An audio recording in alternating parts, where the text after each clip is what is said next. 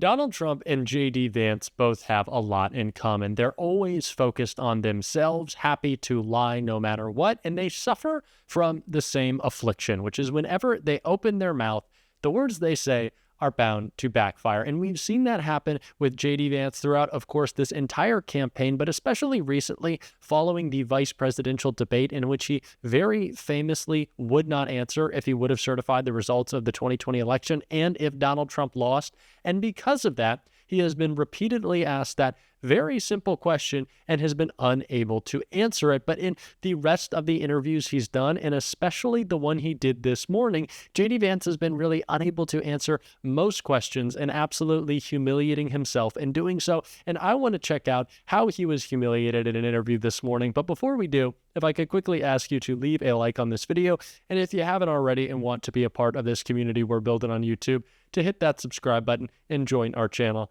Now let's get into this first video. We're just about out of time here. And I want to end with this. In interview after interview, question after question, and in the debate, you refuse to say that Donald Trump lost the 2020 election. So I'm just going to assume that if I ask you 50 times whether he lost the election, you would not acknowledge that he did. Is that correct? Martha, you asked this question. I've been asked this question 10 times in the past couple of weeks. Of course, Donald Trump and I believe there were problems in 2020. You haven't asked about inflation. No, I'm sorry. Let's stick to this. I know. The American people want us to talk about how to make their lives better. They don't want us to. Why won't you say that? Because, Martha, I believe that in 2020, when big tech firms were censoring American citizens, that created very serious problems. And by the way, Martha, you're a journalist. You represent the American media. Look at the polling on this. A lot of Americans feel like they were silenced in the run-up to the 2020 election. That is such a bigger issue. That fundamental problem than me and Donald Trump talking about it. And unfortunately, but Martha, I don't understand why you won't just say it if you believe it. Won't just say what? That I think the 2020 election had some problems? I've said that repeatedly. Did Donald Trump lose? That's the question, and you know that's the question. Martha, I've said repeatedly, I think the 2020 election had problems. You want to say rigged? You want to say he won? Use whatever vocabulary term you want. I want to focus on the fact that we had big technology firms censoring our fellow citizens in a way that violated our fundamental rights. The fact that you're so obsessed with what word I use to describe this phenomenon rather than the phenomenon itself suggests something very broken in the American media. If we want to restore trust in American elections and democracy, which I want to do, Martha, we have to talk openly about what happened in 2020. And most importantly, we've got to talk about what happened afterwards. Okay. Americans being unable to afford the basic necessities of middle-class life because Kamala Harris is in the White House. We're going to leave it. No matter what, JD Vance will not answer the simplest question. Who won the 2020 election? Would you have certified the results of that free and fair election? He is just showing how spineless he is. And it is important to remember that this election is not just about Donald Trump. He is the oldest person to ever run for president. And if he were to no longer be the president, it would be JD Vance filling his shoes if he won. And that should terrify all of us because this is a guy who is willing to lie and willing to do whatever it takes to get to power. And those lies continued to come out when he was asked about these immigration conspiracies being pushed by him and Donald Trump about Aurora, Colorado and Springfield, Ohio. And he absolutely melted down when his lies got called out. Let's take a look at that.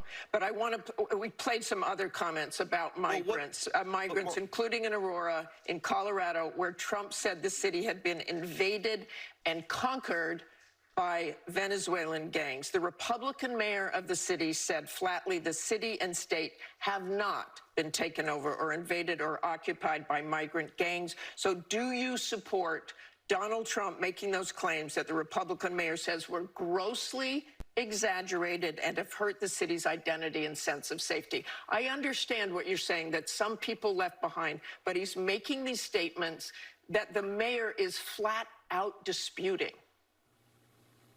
Well, Martha, you just said the mayor said they were exaggerated. Grossly exaggerated. There's got to be some. That means there's got to be some element of truth here. And of course, President Trump was actually in Aurora, Colorado, talking to people on the ground. And what we're hearing, of course, Martha, is that people are terrified by what has happened with some of these Venezuelan gangs. Senator Vance, I'm going to stop you because I know exactly what happened. Martha. I'm going to stop you. The incidents were limited to a handful of apartment complexes, and the mayor said our dedicated police officers have acted on those concerns. A handful of problems. Only, Martha, do you hear yourself? Only a handful of apartment complexes in America were taken over by Venezuelan gangs, and Donald Trump is the problem and not Kamala Harris's open border? Americans are so fed up with what's going on, and they have every right to be. And I really find this exchange, Martha, sort of interesting because you seem to be more focused with nitpicking everything that Donald Trump has said rather than acknowledging that apartment complexes in the United States of America are being taken over by violent gangs. I worry so much more about that problem than anything else here. We've got to get American communities in a safe space again. And unfortunately, when you let people in by the millions, most of whom are unvetted, most of whom you don't know who they really are, you're going to have problems like this. Kamala Harris, 94 executive orders that undid Donald Trump's successful border policies. We knew this stuff would happen. They bragged about opening the border, and now we have the consequences, and we're living with it. We can do so much better, but frankly, we're not going to do better, Martha, unless Donald Trump calls this stuff out. I'm glad that he did. Okay, let's just end that with they did not invade or take over the city, as Donald Trump said. I want to move on to just a few apartment complexes, no big deal. A few apartment complexes that the mayor did not seem was invading the entire city. Let's move on. These conspiracies that Vance and Trump continue to push aren't just ridiculous. They're not just absurd. They're not just off-putting to voters, but they are dangerous. It's the reason why the Republican state and local officials in communities like Aurora, in communities like Springfield, are pleading with Trump and Vance to stop pushing these lies because they are damaging and dangerous to their communities. They cause political violence because, as we've seen so many times, Donald Trump supporters are willing to believe anything and then go carry out whatever orders they think he wants them to. And that should terrify all of us, this increased political violence coming out of JD Vance, coming out of Donald Trump, because the rhetoric that they refuse to check. And that same rhetoric can be seen damaging communities after Hurricane Milton and Hurricane Helene. And JD Vance was called out for that right here. Which is that if these areas were a little bit more democratic, maybe Kamala Harris would have focused on them more. That acknowledgement is not to attack, frankly, the good folks of FEMA. It's to suggest that Americans are feeling left behind by their government, which they are, Martha. Okay, if you talk to folks on the ground, I've had friends that have been in Boone, North Carolina, helping with the cleanup. It is an extraordinary sense of betrayal and being left behind. People are worried that their government doesn't care about them. I'm much more worried about the incompetence of Kamala Harris's administration that led to that more than Senator I am Vance, the fact that Donald Senator Trump Vance, I'm just going to say that local officials and FEMA officials say that is just flat wrong. But I want to. That is not someone who should be a heartbeat away from the presidency. That is not someone who should be in any position of power or any place to share his disgusting and damaging rhetoric. And it's that same type of rhetoric that JD Vance is using to lie about abortion, and he was called out for that in this great clip right here. And so while she hides behind the popular slogan of Roe versus Wade, Kamala Harris's actual abortion views, I think, are much more radical than even I think, frankly, most of our pro-choice citizens. Let me go back again. What would you say to those women who don't want people involved in their individual rights? Kamala Harris is on that side of that. Not you.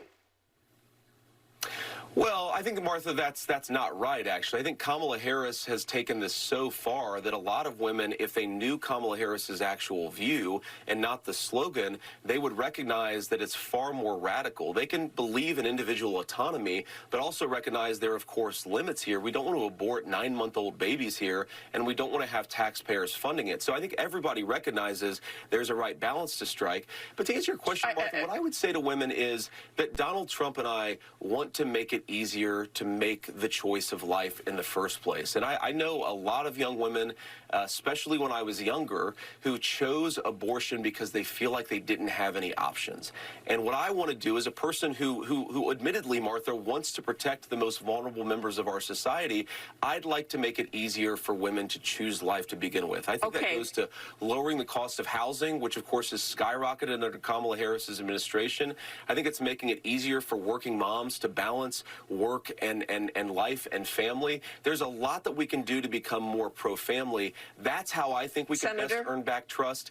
And Senator, yes. I want to get to some other topics here on the attorney. You can see Vance squirm because he knows how damaging of a topic this is, and he knows the damage he's done to the Trump campaign by continuing to bring it up. We saw in a recent video, we talked about how a leaked audio recording of JD Vance calling for a national abortion ban is absolutely screwing the Trump campaign, as this is one of the most damaging issues for them, and it should be, because they want to restrict women's reproductive freedom, and we have to continue to call them out for that every single day. We can't let them run away, and that's exactly what we're going to be doing on this show. And if you want to support that, as always, you can hit that subscribe button. You can leave a like on this video, and if you stuck around to the end, you can drop a blue heart in the comments. And until next time, I'll see you soon.